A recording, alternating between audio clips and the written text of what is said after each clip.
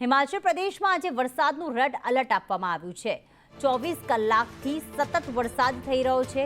હિમાચલ પ્રદેશના 9 જિલ્લાઓમાં આજે શાળાઓ બંધ છે। ભારે વરસાદના પગલે હિમાચલમાં મોટા પાયે નુકસાન। કુલુમાં ભારે વરસાદથી ગલીઓમાં કાટમાળ વહ્યો છે। અનેક સ્થળે ભૂસ્ખલન અને રસ્તાઓ પણ તૂટી ગયા।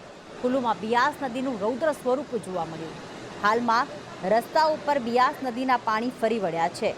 હિમાચલ પ્રદેશના 9 જિલ્લામાં બિયાસ નદીએ રૌદ્ર સ્વરૂપ ધારણ કર્યું છે અને જેના જ કારણે હાલમાં રહેણાંક વિસ્તારમાં પણ પાણી ભરાઈ ગયા છે।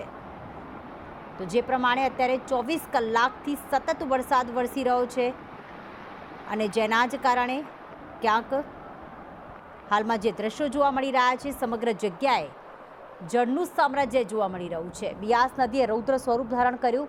હિમાચલ પ્રદેશમાં ભૂસ્ખલનની ઘટના હોય, નદીઓનું રૌદ્ર સ્વરૂપ હોય, જેના કારણે હજુ પણ વરસાદનું રેડ એલર્ટ આપવામાં આવ્યું છે।